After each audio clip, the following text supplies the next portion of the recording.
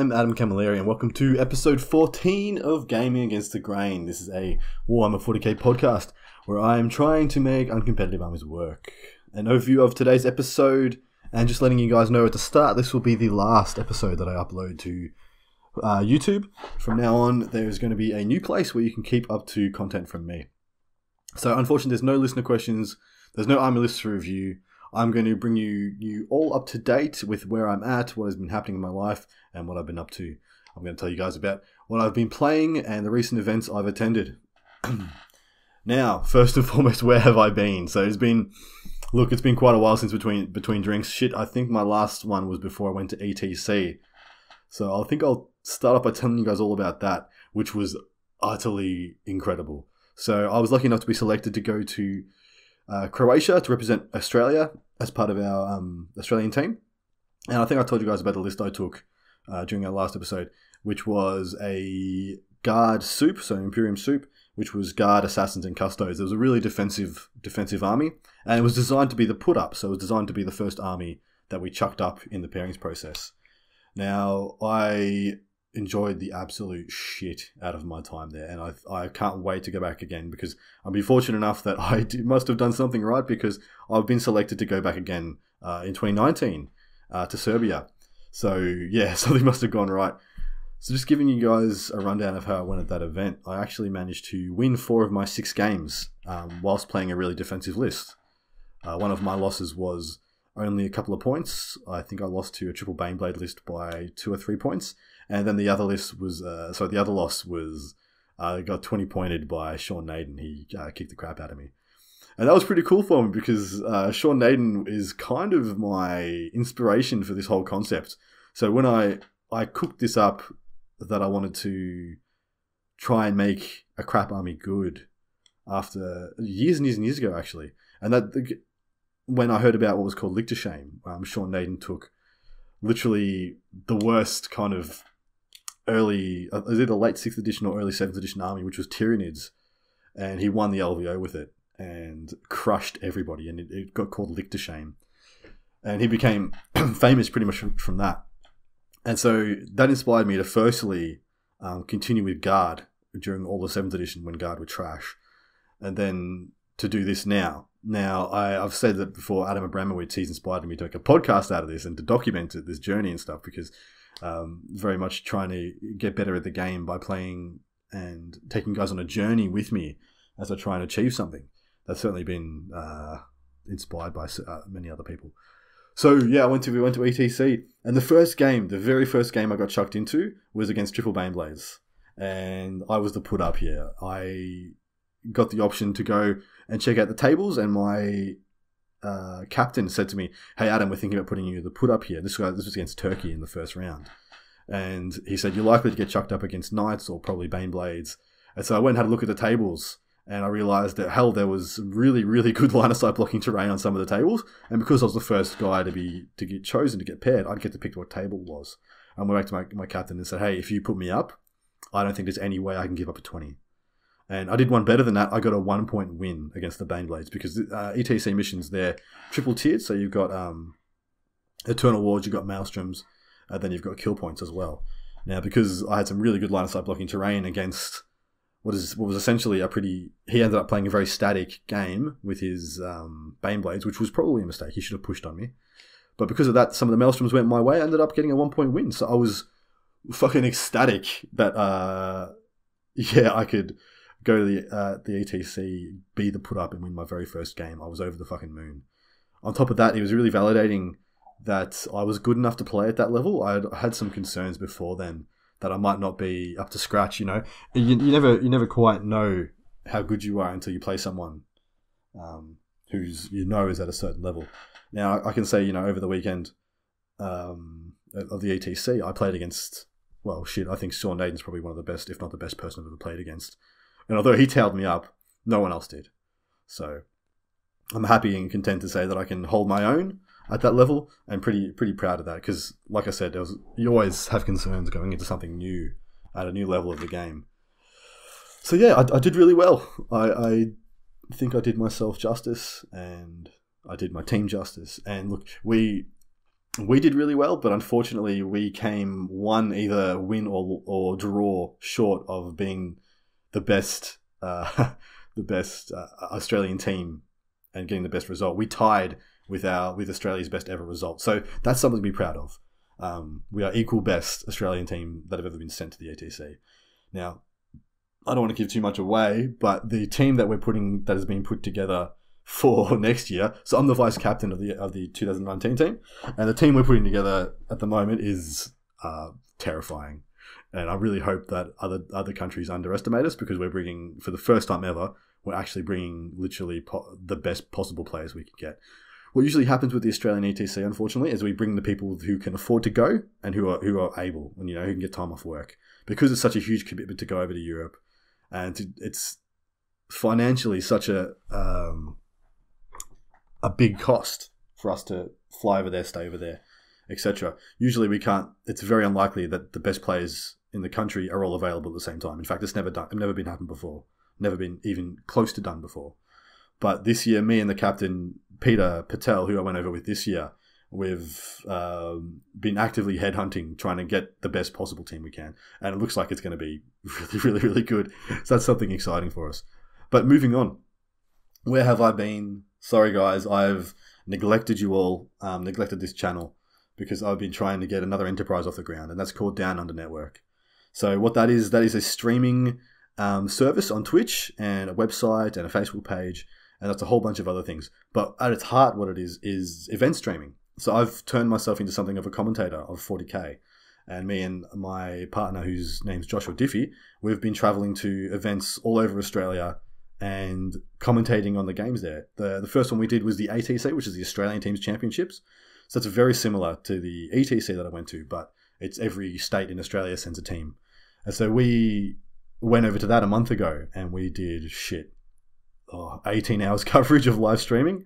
And then we've done, I think we've done 2 others, but unfortunately one's been lost. But we did one last weekend at the Men's Masquerade, which was an event in Victoria, and we live streamed 5 games from there.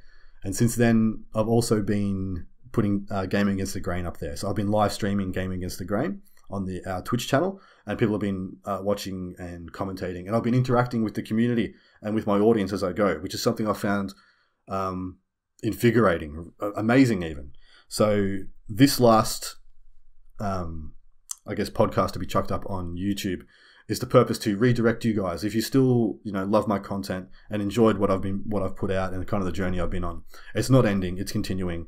Go to Twitch and Google Down Under, one word, and then _network, and find us on there. And you'll be able to watch my last 2 Gaming Against the Grain episodes, and the one that I'm recording and streaming tomorrow night.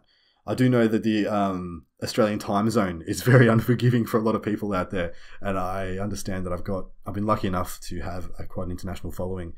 So feel free to watch it back, comment, and yeah, send me some messages, send me some emails. My email address is still going. That's gamingagainstthegrain1@gmail.com. Send through any requests you have, any list reviews, any listener questions. It's all going to be continuing back to, same old, but consistent. Because I'm committed to this now. I am 100% committed to putting it out once a week, every week. It's on Wednesdays at usually around 7:30 Melbourne time, Australian Eastern something. Yeah, Australian Melbourne time, 7:30. Sorry, that's not much help to you. But if you can join me on that, that would be incredible. And furthermore, if you like what I'm doing there, please feel free to subscribe and follow the channel. So that's where you can find me. That's where you can find what I've been doing now. And that's why you guys out there have been so neglected and so let down. So I apologize for that. But it's because I've been trying to get something brand new off the ground. But onto the next stuff. So what have I been playing and how have I been going with it? So back to my actual journey, my raison d'etre, what I'm here to talk about. And that is playing motherfucking Black Templars and trying to do well with them. So I've been to a couple of events apart from the ETC in the last few months, and surprisingly enough, I've had mixed results, which are starting to become good results. So initially when I started playing this army, I told you guys how I went to an event in Brisbane and I got my worst ever tournament result, which was a 1-4. So 1 win, 4 losses in, in all my years playing fantasy, all my years playing 40k, I'd actually never gone worse than 3 and 2. And I'd gone from 3 and 2 to 4 and to 1 and 4. So that was a big kick in the guts, and so, you know, a big wake up call to saying the things I couldn't get away with. And then I started going to other events. I started doing some 1-dayers, Eightfold Path ones, which are monthly events held in Ringwood. I started going to those. I started, you know, getting 1 and 2s, some 2 and 1s. And then I went to Terracon, which was a major event that I managed to come first in. Not this year, last year, and I went 3 and 2 with just a pretty basic all-rounder marine gun line. And I thought to myself, hey, that list is actually good. The damage output is ferocious because I had 3 killshot preds, 2 units of laser cannon, devastators, and then I had a couple of stalkers and a shitload of bolter shots, like a couple hundred bolter shots or some crap. I think it was actually 96. And the list did really well, but it only did well when I went first. If I went second, I lost. The 2 games that I lost, I went second in. And that taught me a very valuable lesson. It taught me that I need to be playing a list that can win going first or second. And that was the first thing I needed to get down pat. Now, there's a couple of different ways I could have gone about that, but the one that stuck into my head was what I learned from playing guard. And that if they can't shoot your stuff, it might as, you know, it's worth its weight in gold.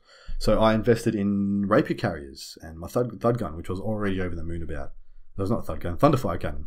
So the rapier carriers with the thud guns, which are called quad launchers now. So I went and got myself 3 of those.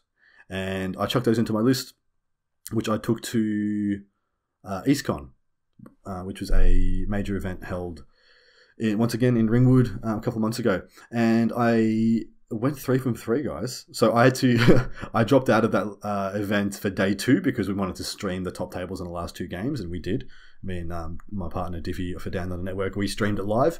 So I dropped out having gone 3 and 0 at that event, and that kind of set me off as, holy crap, I'm onto something here.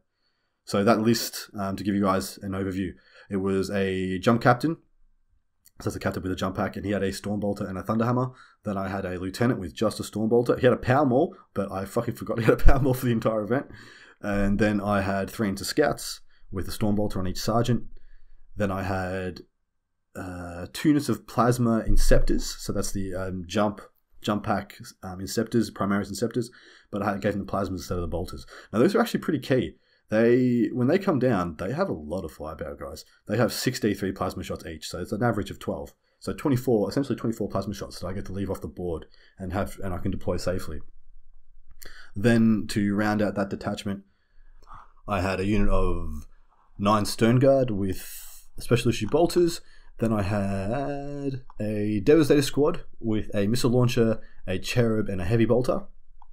And then I had a company ancient with a relic banner, a Stormbolter, then I had a drop pod and a Rhino with extra Stormbolter.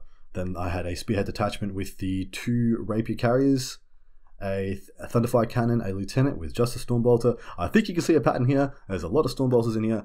And last thing I forgot was that in the battalion I had a Relic Whirlwind Scorpius. So the whole concept of this army was to play a game where I wouldn't auto lose against another gun line if I went second. So one thing that's really noticeable about those rapier carriers is that they have a very small footprint, like very small.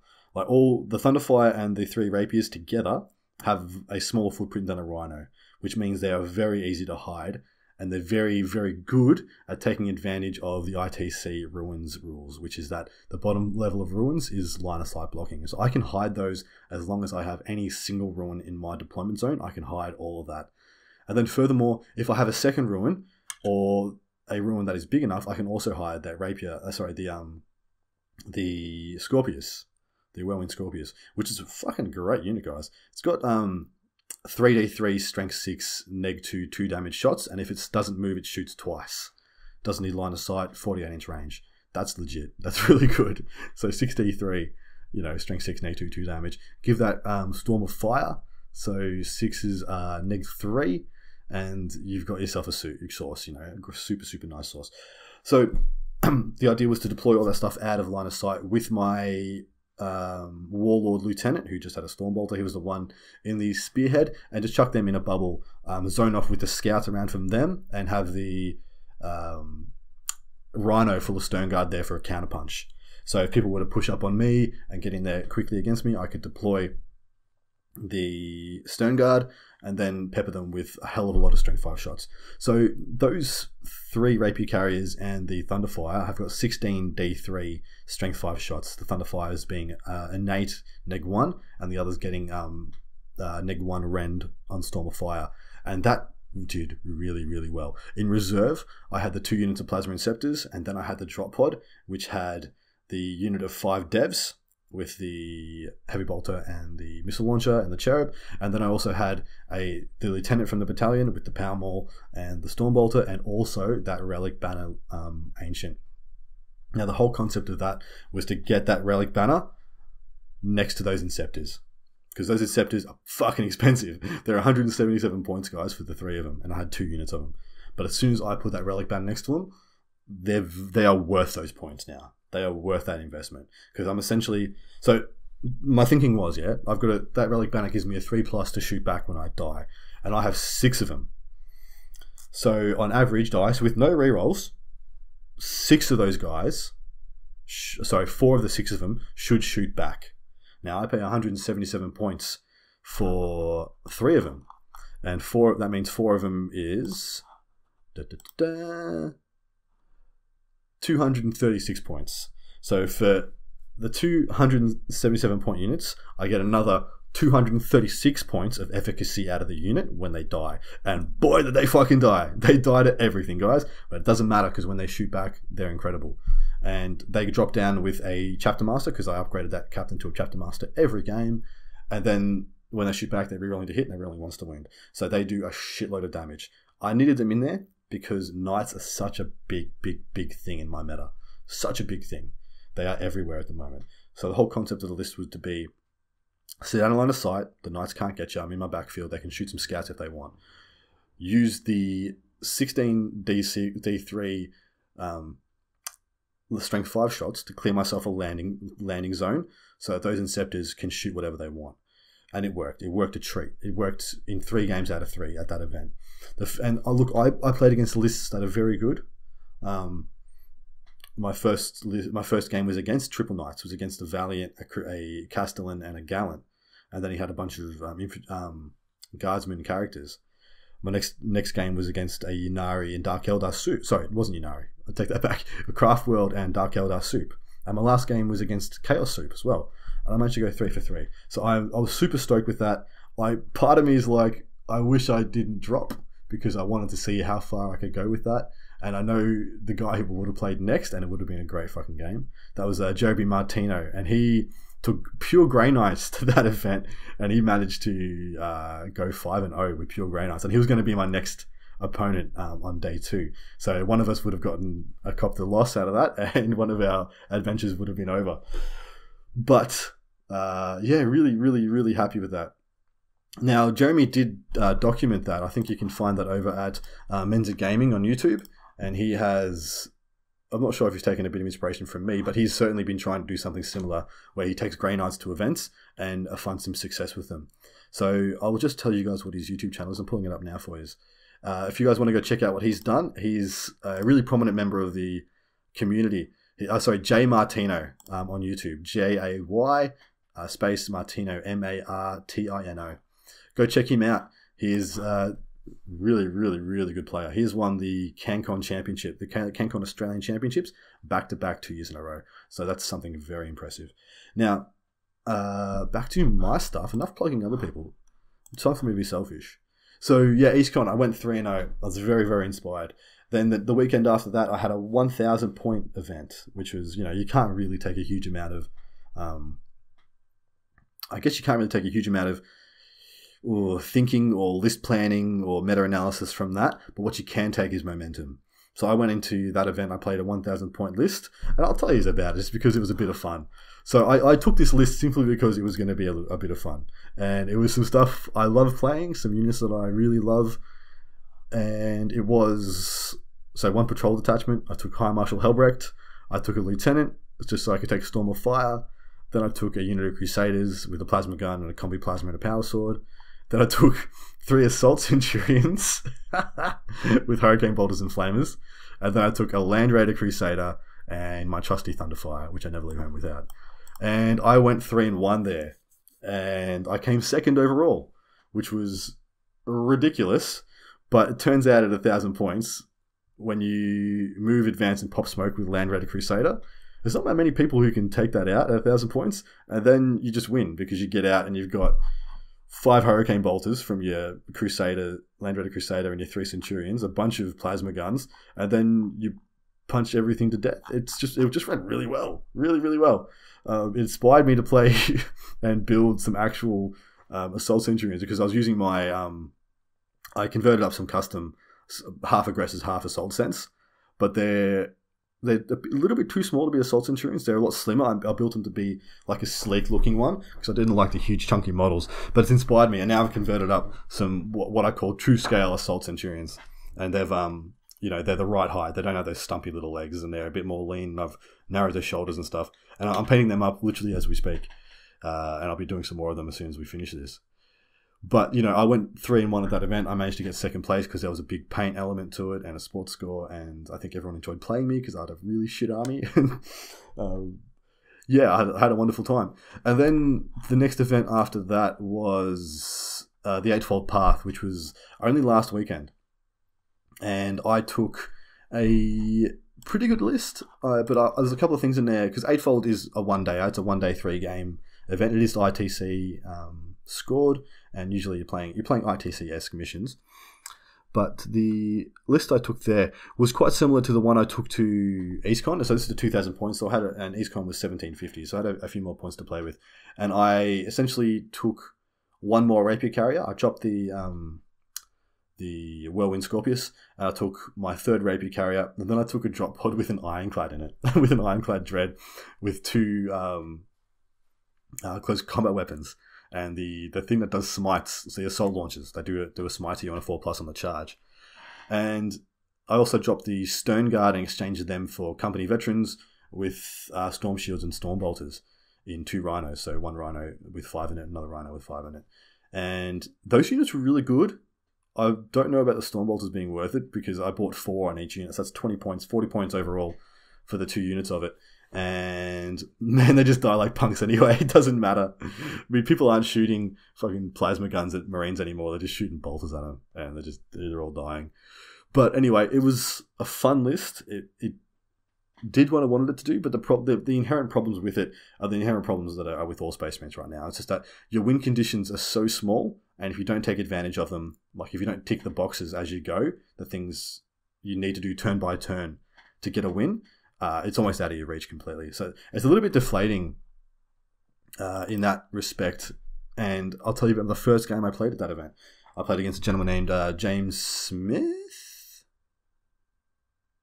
Yeah. And anyway, he plays Tyranids, and he had 75 Gene Stealers. So shit. Already. Holy shit. And I went first. Now, I did a pretty, what I thought was a really good play, where I betted on going first because I had the +1. And I used my scouts to deploy 9 inches away from him and exactly 2 inches across, away from each other, down the middle of the board. So I zoned off probably 4/5 of the board with scouts. And the only opening I left was on my side of the board, where I bunkered up all my artillery in the back left. Because I was able to use all my drops to see where he was going to start putting Gene Steals. And because he had so many, he literally had Gene Steals virtually across the whole front line of his board, which was Dawn of War. So I bunkered up all my artillery in my left corner, and I left the gap in my left corner. And all I needed to, because the idea was that I wanted to bait him through that, kill the squad that would come through, and then that would clear me enough space to drop and kill his backfield entirely. Now, the issue with that plan was I killed like fucking 8 out of a unit of 20 with all my shooting. Because the whole reason for that was I wanted to make him overrun and extend and pull his line out on that side of the board, and using my artillery as bait, so that when I cleared that unit, he wouldn't have anything there to take that space in his turn. And therefore, I'd have an easy drop zone. Because he had so many units, he had deep striking rippers, he had a bunch of other stuff that if he just spread out on me, it was very unlikely I was going to be able to deep strike and kill anything of note, because he had a backfield with Biovores, a bunch of Neurothropes, a couple of Broodlords, and a full max unit of Hive Guard, which I needed to get rid of, because those things just auto-delete Inceptors. So I needed to pull his left flank in, destroy it, and then I'd be able to safely deep strike without issues. Now that plan is fantastic if it works. I shot 3 units, so I think 2 units of scouts in rapid fire range, and then 3 rapier launchers and a thunderfire cannon into 1 unit of Gene Stealers, and I killed 8 of them. So that plan went to absolute shit. Luckily, what I did with the scouts did buy me time. It did mean that I bought myself a turn and was able to adapt. Look, I was able to drop in his backfield, picked up all the Hive Guard, picked up all the Biovores, but I just got eaten. Like, the issue is, in that list, in that configuration, for me, if I'm not picking up Gene Stealers, I'm losing that game. So, because all he needs is like 5 Gene Stealers to kill any and every unit in my army. And he was using, units of 5 Gene Stealers to pick stuff up. Like, at the end of the game, I think he only had about 6 or 7 Gene Stealers left, but I was wiped with the exception of my Warlord in my back left-hand corner. So, yeah, look, Gene Stealers are just really, really efficient. And holy crap, there are so many ways you can move them. I can understand why some of the top players say the Swarm Lord isn't worth it. You've got Metabolic Override, you've got Overrun, and you've got the double advance Kraken strat. You've got 3 ways of essentially moving again without the Swarm Lord. I actually don't think you need him, guys. But yeah, look, so he moved all over the board, wherever he wanted to, as much as he wanted to. And there was, after turn 2, there was nothing I could do to stop him anymore. So yeah, I ended up losing that first game. But then game 2, I played against Tim Roberts, who was running his Tau. And his Tau list was savage, guys. He had 2 Yavaras and 3 Riptides. I think he only had about 12 drones, and then he had a Ethereal, a Fireblade, and 3 units of strikes. So this was if you want to build an army that kills Inceptors really easily, yeah, 3 Riptides will do it. And also an army that is unchargeable, because you can't charge. Well, Ironclad is not going to charge a Yavara. It just auto dies. Just pick him up. And the same, it can be touch and go for him to charge a Riptide if he rolls well enough. But I managed to get a 3-point win out of this. And this was a really, really good game. Like, me and Tim usually have pretty tight games. He's very tactical, very methodical player, and usually pushes me to my limits. So with this game, the thing I had going for me was he didn't have a hell of a lot of drones. So it was quite easy for my artillery to pick up drones when I needed to, and that meant I was able to put quality shots in to the important things. So I was able to drop in my turn 2 and pick up a Yavara and a Riptide with my Inceptors and my Devastators. So that was huge. So, like I said before, 177 points for the 2 units of Inceptors. Just killing the Yavara gets their points back and then some. Now, the difference is, because he has 3 Riptides, he can afford to lose those Yavaras, because 1 Riptide picks up a unit of Inceptors easily. Very easily. But and the other smart thing he did was that the way you avoid Inceptors is you take yourself out of their range. You've only got 18-inch range, which put a lot of onus on me when playing this list to make sure that when I drop them, I drop them in range of a primary target and a secondary target, so that when they kill the thing that they came down to kill and then they die, they have something else to shoot. The people who are savvy to it, usually in their turn, just pull themselves out of 18-inch range, and then they kill those Inceptors with impunity. Now, I've used that to my advantage quite a few times in ITC missions and some Maelstrom missions, where I know people have to sit on objectives to defend them for certain turns, and they either stay there on that objective, and when I die I kill them, or they walk off them and don't get the points. So that's worked to my advantage quite a few times, and that's been quite a good psychological play. But at the same time, for Tim's list, he was able to just literally walk out of range and just pick up all my Inceptors in 1 turn pretty much. But I had already gotten a decent points lead, and because all my artillery was hidden out of line of sight and he couldn't reliably get to them, it bought me a lot of time to clean up his little units.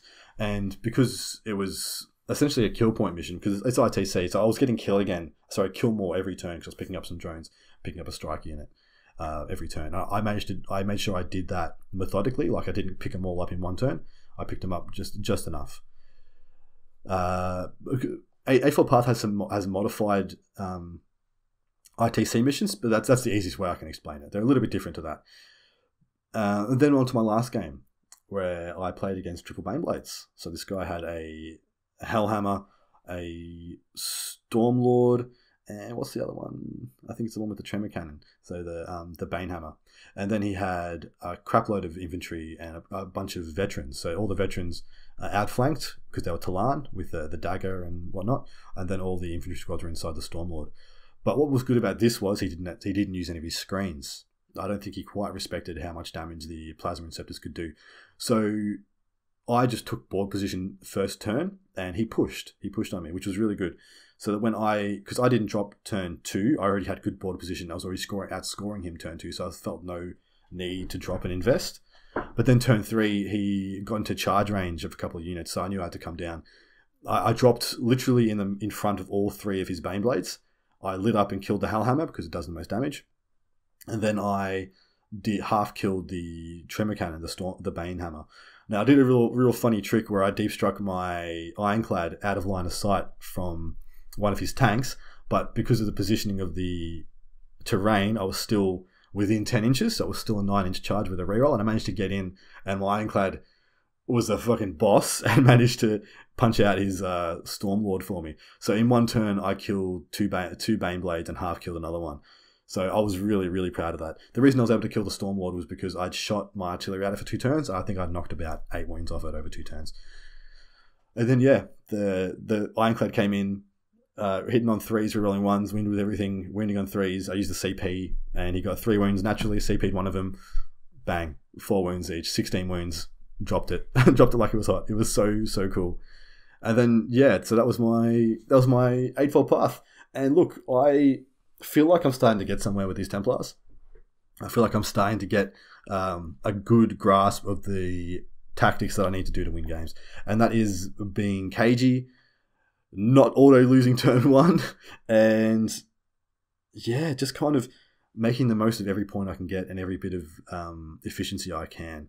That means making sure my rerolls work properly. If I've got a banner, making sure everything's in it, and I have multiple targets, being on point with my deployment, what I choose to do, aggressive or defensive. But, well, actually, it's already decided for me with this list. Every deployment is the same for me. Every deployment is defensive. And I think that's the way forward for a lot of players. If you are ever in doubt of what you should deploy defensive.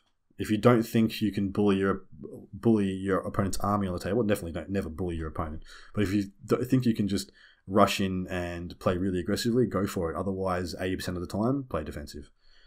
There's almost no need. With how killy everything is in the game at the moment, there is very, very little need to put all your damage out turn 1 if you don't need to. Especially with now that you have the +1 to your armor save strat while you're in a deployment zone. So, gaining benefits of cover in your deployment zone. That's made a lot of things that I thought were crap in Templars. It's maybe give another look at them. Namely, things like Killshot Preds, Stalkers, certainly, and some of the Dreadnoughts. Like, I think Derrideos just went up another notch. I've often talked about how I want to make a little anti-Eldar fly battery of 2 Stalkers and a Derrideio Dreadnought with the autocannon battery. So combined, they'd have 20 essentially autocannon shots, the ones on the Derrideio being strength 8. And then the Derrideio plays 1 CP and gives them all reroll 1s to hit. I put a lieutenant near there, they get reroll 1s to wound with Storm of Fire, and then -2 on 6s and stuff like that. So I've always thought about that being pretty good, but I hadn't had the guts to do it because things like Dark Reapers just pick them up, things like Knights just pick them up. But now with those Stalkers being toughness 10 and now turn 1 can have a 2+ armor save, they just got a lot more attractive. So I might look into that as a future play because that's something I've always wanted to do. And I have the freaking Derrideos just sitting there and I haven't built them. So some inspiration might be on the horizon. On top of that, I am determined to run Assault Centurions at some point. I am betting Chapter Approved is going to throw some more bones Space Marines away, and I'm hoping and praying that they get some decent points reductions because they're not. The units themselves aren't dog shit. The fact they don't get that, not every unit gets chapter tactics is dog shit. But I think I've proven to myself that the units are good enough. They just need to be pointed correctly. Things like Stern Guard at 18 points probably come down to 15. It's probably 16. 15 is probably too cheap. A basic Space Marine, like, maybe comes down to 11 points. I think that's respectable. But yeah, a lot of things can change. A lot of things need to change. But onto the wider meta, and I'm going to put a little bit of predictions out there now. So, I think the Castellan is just fine. I know there's been a lot of conjecture when the FAQ came out, which I did review over on the Twitch channel. I unfortunately may not have highlighted that video. It might have been deleted after 2 weeks. But if not, go check that out. Because we discussed how, yes, we think the Smash captains are probably unviable, but the Castellan is not. And for those of you who might not have been paying attention, there was this list called the Castellan list, which was Castellans, a brigade of guard, and a battalion of Blood Angels, which just dominated the living shit out of everybody for ages, and just made a whole slew of lists invalid and unable to contend, which was a bit sad. And it's still doing so, because I think it still functions. Having a 3+ invulnerable save Castellan is still a thing. Because the problem with the Castellan is, in 2 turns of having that 3+ invulnerable save, it easily kills just about everything that can kill it.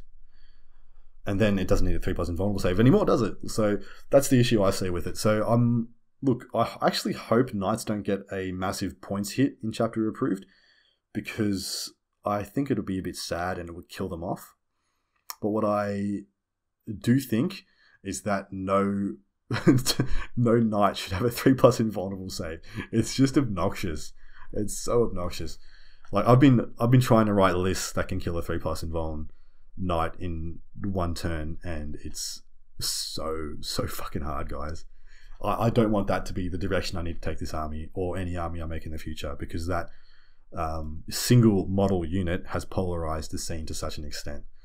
I think that's a sad state of affairs. But past that, if the Castellan does get nerfed into the ground, unfortunately, I think that's just going to hand the meta to all the Eldar variants. I think Ynnari with double Shining Spears and Dark Reapers is still an incredible list. And just below that, or just to the side of that, is the Chaos Soup list we're seeing at the moment, with all the Demon Princes and Ahriman and all these lads hiding behind Plague Bearers, which are -2 to hit and whatnot. So those two are still extremely powerful. And not only are they powerful, they're lists that are really adaptive. So, like, you can build those Chaos lists and keeping the core of it the same and be able to answer just about any threat. And I think the only one that has significant danger to it is the other one I just mentioned, which was the double Shining Spears. Now, there is a sleeper to this equation, which has gone under the radar for way too long, and that is Tyranids. Ever since Adepticon, when the Tyranid, Flyer and Spam got nerfed into the ground, the rule of 3 came in, and all that jazz, they've kind of faded into obscurity, but I think they're an incredible counter and have so many good tools. I think there's only a couple of units in that codex that aren't actually good. Things like Haruspex, Toxicranes, Maliceptors, they're very forgettable, but the core of what you can do with that list and that army is actually incredible, especially when you combine it with what is hopefully a very strong Genestealer Cult Codex, and what we know is a very strong Guard Codex. I think that could be a new soup, which I hate advocating soup, and I don't like it. But if worst comes to worst and we need something to knock those two off the pedestal, I'm hoping they can give it a run for the money in the right hands. But look, I'm not going to be doing a huge episode today. Unfortunately, this is an episode to literally just tell you guys where to find me if you want to keep in contact with me, and to give you guys the respect and thanks for following me this long, for backing me this long. It's been an incredible journey, which has gone on to another level again. So, and it's put me in a kind of a weird kind of dichotomy where I don't know where I sit as a gamer right now, because I'm enjoying commentating so much. I love it, guys. I fucking love it. So go check out the content over at Down Under Network on the Twitch channel. So that's Down Under, one word, then _ network on Twitch, and downundernetwork.com is the website. Yeah, of course it is. Downundernetwork.com. Also find us on Facebook, same thing, Down Under _network. And please send me through a list for review, listener questions, topics you want me to cover. Follow the Twitch channel, subscribe if you like it. Like, any dollars you can throw my way to back us, that would be more than welcome. Look, I haven't, I made this not for financial gain initially, but I love commentating so much, and I would love to see how far I can go with it. So I will continue to put out Gaming Against the Grain for free forever, as long as I'm willing to do it, as long as there's people willing to listen. But the streaming side of things has already cost quite a significant financial investment. And look, I plan to travel the world to do this if I can do that.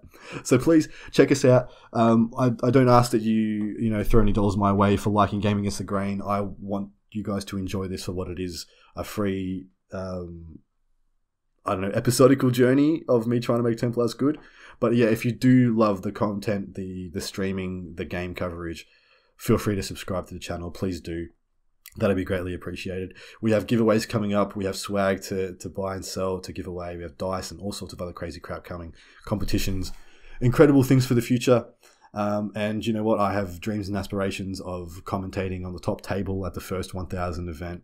So 1,000 person LVO, which might even be as soon as 2020. So that's my fucking pipe dreams, guys. That's the things that are exciting me. If this is where I leave you and you no longer follow me in my content, thank you so much for your feedback, for your love, for your time, for your dedication, for all the attention, all the listener questions, all the lists, every bit that you guys have put into me. Thank you so much, and hopefully it's been worth it.